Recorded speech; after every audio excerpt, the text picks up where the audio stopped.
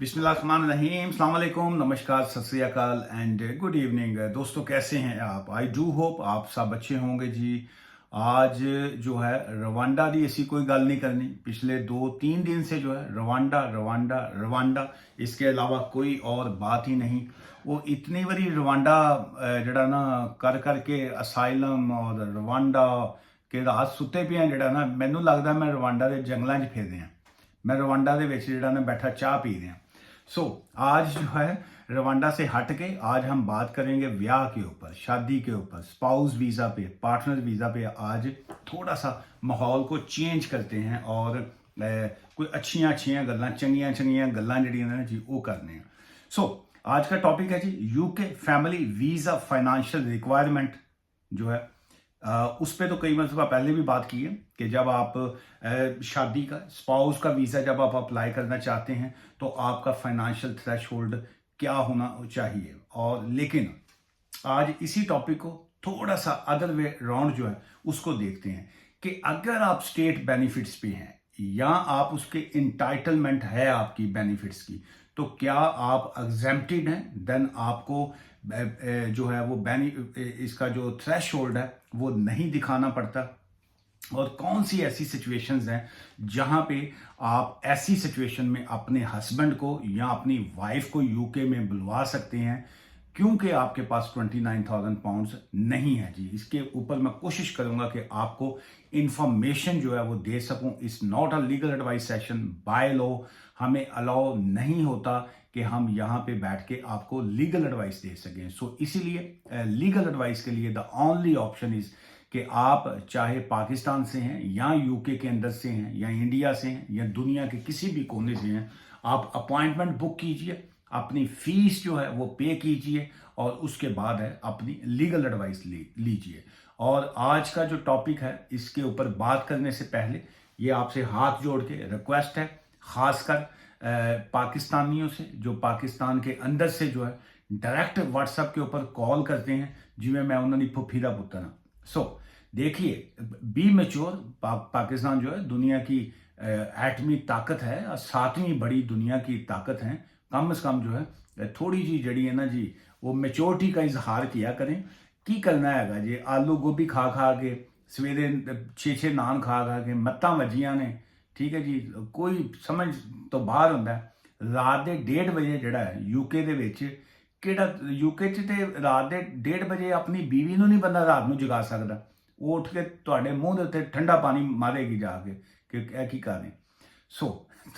आप लोग जो है 1:30 बजे, 2:30 बजे, 3:30 बजे, 4 बजे सुबह, 5 बजे बैले मार रहे होंगे। अच्छा, फिर उस बाद तुसी मुफ्ते दी कौम, तुहानू होंदा है कि जी कि फ्री में जो है वो आगे से कोई ना कोई जो है वो वकील पता नहीं वो वीज़ा हाथ में पकड़ के बैठा हुआ है, तो वो आपने मैसेज करना है और उसने फटाफट आपको जो है वो एडवाइस करनी है और आपको वीज़ा लग जाना है। इस तरह की हरकतें जो है ना अपनी छोड़ दें, चूँकि वो मेरे अलावा ऑफिस के या वो जो सोशल मीडिया के ऊपर टीम या बाकी लोग जो हैं वो देखते हैं। मैं भी पाकिस्तानी हूँ, प्राउडली पाकिस्तानी हूँ, लेकिन वो कहते हैं कि यार केड़ी कौम है ये। बाकी लोग भी आते हैं, मैसेज आते हैं, उनके भी आते हैं, हमारे इंडियंस क्लाइंट्स के भी आते हैं, नेपाल से भी आते हैं, बांग्लादेश से, बल्कि पूरी दुनिया से मैसेजेस आएंगे। अपॉइंटमेंट्स वो बुक करते हैं, फिर वो फीस पे करते हैं, हम लोग उनको कॉल बैक करते हैं, मसले जो है ना सीधे रहते हैं। तुसी जड़ा ना असी, चूँकि मैं पाकिस्तानी हूँ, सो ऑब्वियसली मैं खुल के क्रिटिसिज्म तो है वो अपनी ही कौम के ऊपर करूँगा। भाजी माफ़ कर दियो, तुसी जड़ा ना तुसी बहुत अगे हो, अगली कौम हो। चलो अच्छा, ब्याह की गल करनी है जी। मेरा फेवरेट जो है वो सब्जेक्ट जो है। अब सवाल ये पैदा होता है कि जी कि आपने 29,000 पाउंड्स अगर आपकी इनकम है तो आप अपनी वाइफ को ला सकते हैं। आपने पहली शादी की, आपने दूसरी शादी की, आपने 5वीं शादी की, जो भी आपने की वो आपका पर्सनल मैटर है। अब आपने जिस खतून से शादी की, जिस लेडी से शादी की, वो अगर उसके ऑलरेडी डिवोर्स्ड है, 2 बच्चे हैं, 3 बच्चे हैं, स्टिल 29,000 पाउंड्स है। आपने जो वहाँ पे जाके मैरिज कर ली या आप ऑलरेडी इस्लामिक मैरिज में थे या जो भी मैरिज में थे, अब आपके ऑलरेडी जो है वो बच्चे अगर हो चुके हुए हैं आपके, लेकिन आपके पास ब्रिटिश पासपोर्ट नहीं था या आपके पास डॉक्यूमेंट्स नहीं थे, लेकिन आप भी वेट करते रहे कि चलो जी साढ़े को ब्रिटिश पासपोर्ट आएगा या मैं लाइफ में सेटल हो जाऊंगा, तो अपनी वाइफ को, बच्चों को ले आऊँगा। उसी सेटलमेंट के चक्कर में जो है वो आपने 3-4 बच्चे जो हैं वहाँ पे सेटल कर दिए। सो अभी जो है आपकी एक वाइफ है, आपके 2-3 बच्चे हैं, तो क्या उनका जो पिछले कानून के मुताबिक थ्रेशोल्ड ज़्यादा था वो आपको दिखाना पड़ेगा? नहीं। आपके 29,000 पाउंड्स ही आपने शो करवाने हैं, भावें बच्चे थोड़े 5 ने। सभी को जो है वो आप ला सकते हैं जी। अच्छा, अब हम आएंगे इसी पॉइंट के सेकंड पार्ट की तरफ कि जी के मेरे पास जो है वो 29,000 का जो है वो थ्रेश होल्ड नहीं है। ये जो सेविंग वाला पॉइंट है ना कि जी आपकी कितनी सेविंग्स होनी चाहिए और वो क्या, उसके ऊपर मैं फिर किसी दिन बात करूंगा। आज जो है सिर्फ इसी पॉइंट के ऊपर बात करते हैं कि कौन कौन से ऐसे बेनिफिट्स हैं, पब्लिक बेनिफिट्स हैं जिसकी बेस के ऊपर जो है आप अपनी जो डिपेंडेंट्स हैं, जो आपकी वाइफ है, जो आपका स्पाउस है, जो आपका फियांसे हैं, जो आपका पार्टनर है, आप उनको ला सकते हैं जी। इसमें ये आ गया कि बड़ा क्लियरली उन्होंने, होम ऑफिस ने बड़ा क्लियरली कहा गया है कि इसमें आप का एक तो पर्सनल इंडिपेंडेंस पेमेंट जो है वो आ जाती है। चलिए मैं उससे थोड़ा सा मैं पीछे जाता हूँ। इसको जो रिक्वायरमेंट पैराग्राफ जो है E-LTRP.3.3 जो है being met unless paragraph EX.1 जो है उसकी फिर किसी दिन करेंगे, वो और तरफ चला जाएगा। आज इसी पॉइंट पे फोकस करते हैं। So उसमें note here that permitted source of income include not only the various salaried or self-employed income आ गई, उसके बाद बट ऑल्सो ये जो कंट्रैक्चुअल मैटरनिटी पे जो आ जाती है आपकी, फिर उसके बाद अडॉप्शन पे एंड स्टैचुरी, ये जो कंट्रैक्चुअल सिक पे है, ये इसको भी हम एक साइड पे रखते हैं क्योंकि ये बहुत से लोग जो हमारे एशियंस होते हैं उनके ये वाले इश्यूज होते नहीं है। So other regular income such as dividend जो होता है, डिविडेंड मीन जो आपका कंपनी से जो आपको प्रॉफिट आता है फ्रॉम इन्वेस्टमेंट से भी आ सकता है, and income from any state UK जो basic state pension and additional और सेकंड स्टेट पेंशन जो है वहां से जो आ रहा होता है, HM फोर्सेस पेंशन और या फॉरेन गवर्नमेंट या जहां पे आप काम करते हैं, सो उसकी तरफ जो है वो एक मैंने बेसिक आपको आइडिया दिया कि अगर इस तरह के भी आपके पास सेविंग्स हैं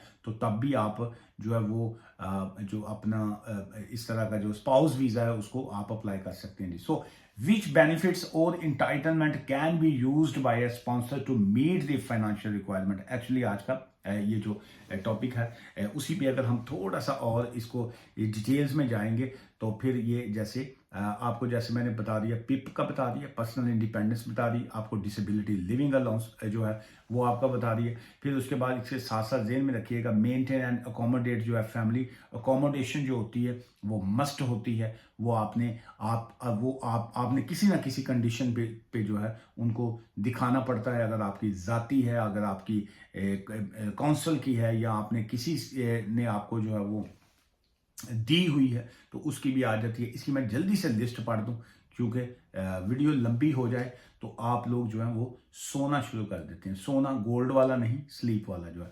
डिसेबिलिटी लिविंग अलाउंस, और उसके बाद ये जो डिसेबिलिटी की बेस के ऊपर जो आपको अलाउंसेस मिलते हैं।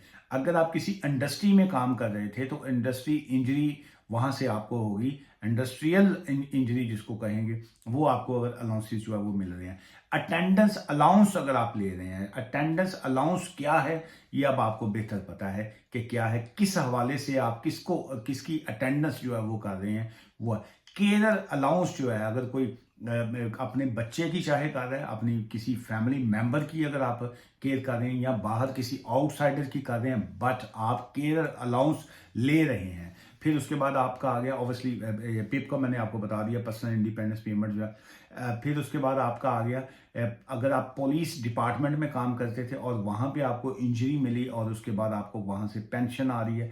फिर चाइल्ड डिसेबिलिटी पेमेंट जो है वो अगर आपको ले रहे हैं, और ये एक मोस्ट इम्पोर्टेंट जो है इनकी लिस्ट आ जाती है। इसमें बहुत से लोग जो हैं वो समझते हैं कि सिर्फ डिसेबिलिटी लिविंग अलाउंस के आप डिसेबिलिटी में हैं तो सिर्फ और सिर्फ तभी ही आप अपना स्पाउस का वीज़ा अप्लाई कर सकते हैं। नहीं, अगर आप पर्सनल इंडिपेंडेंस पेमेंट पे हैं तब भी आप अप्लाई कर सकते हैं। केयर अलाउंस अगर आप ले रहे हैं या आप ये जो अटेंडेंस अलाउंस है उसके ऊपर भी आपको अलाउड होता है। ऑब्वियसली आपने जो बाकी रिक्वायरमेंट्स होती हैं वो आपने दिखानी पड़ती हैं। सो जैसे अकोमोडेशन है, इट्स नॉट ओवर क्राउड ना हो कि ਉਹਦੇ 'ਚ अपना 15-16 बंदे ਜਿਹੜੇ ने ਰਹਿੰਦੇ ਹੋਣ ਵਿੱਚ, ऐसे ना हो। उसमें जो है रूम्स के मुताबिक जो है वो जगह होनी चाहिए, वरना वो इंज नहीं कि जी कि एक कमरे ਦੇ ਵਿੱਚ ਉਹ 10 ਬੰਦੇ ਸੁੱਤੇ ਨੇ ਨਾ, ਕਈ ਬੰਦੇ, तो एक बंदे ने तेल लाया होवे ना सिर ਨੂੰ ਤੇ ਸਵੇਰੇ ਉੱਠਣ ਦੇ ਸਾਰਿਆਂ ਦੇ ਸਿਰ ਨੂੰ तेल लगा ਹੁੰਦਾ। सो ऐसा नहीं होना चाहिए। आपका जो रूम्स हैं वो हर बंदे का सेपरेट होना चाहिए। और 7 साल से बड़ा बच्चा जो है वो सियाना हो जाता है, ठीक है, वो वेख सकता है कि जो है ना मम्मी पापा जो है वो चुगलियां कर रहे हैं या जो है वो बैठे गपशप कर रहे हैं। चलो होर मैं की कहना है। सो इसलिए 7 साल से, वैसे तो आज की जो जनरेशन है बड़ी तेज़ है, 7 साल से छोटे बच्चे इन्हों भी पता लग जाता है कि अज अब्बा जी की सुलह है तो जेड़ा ना अज सानू अब्बा जी ने जल्दी सुवा देना। सो वो लेकिन यूके कानून के मुताबिक 7 ईयर से बच्चा जो है बड़ा हो तो उसको सेपरेट रूम जो है वो उसमें आ जाता है। लेट्स से अगर किसी के यहाँ पे ऑलरेडी बच्चे हैं और उसने न्यू शादी की है, वहाँ से अपनी वाइफ को लेके आए, उनके भी बच्चे हैं, तो वो उसमें आपको देखना पड़ेगा। ये नहीं कि जी एज ये छोटा बच्चा मेरे नाल ही सौ जाएगा, एंड नहीं होना। वो बच्चे को आपको सेपरेट करना पड़ेगा, वरना उन्हें बच्चे ने ना एक अख बंद करके दे नाल देखना है कि जी मम्मा पापा की सुलह है आज। सो और अकोमोडेशन का भी मेन पॉइंट है जी। और उसमें ऑब्वियसली इसकी अकोमोडेशन के ऊपर मुझे काफ़ी लोगों ने पूछा है कई बहुत सी चीज़ें। सो अकोमोडेशन, ये जो हाउसिंग एक्ट 1985 का आ जाता है, इसके ऊपर मैं किसी दिन फिर तफसील में मैं बात करूंगा जी। आज की इस वीडियो से मुझे इजाज़त दीजिएगा। और आप अगर स्पाउस वीज़ा अप्लाई करना चाहते हैं, पार्टनर वीज़ा अप्लाई करना चाहते हैं, डिपेंडेंट वीज़ा है आपका और या unmarried partner visa, so family visas के हवाले से जो भी आप एप्लीकेशन इनसाइड द यूके या आउटसाइड द यूके करना चाहें, सो फार अल्हम्दुलिल्लाह मेरा इसमें 99.9% जिसको कहेंगे, अगर मैं 100% भी कहूँ तो उसमें डाउट नहीं होगा मुझे, मैं बिल्कुल ओपन क्लियरली कह रहा हूँ। लेकिन चलिए मैं 1% का मार्जिन दे देता हूँ। 99.9% जो है वो मेरी सक्सेस रेट है जी फैमिली वीज़ाज में। दुआ में याद रखिएगा। Take care, bye for now.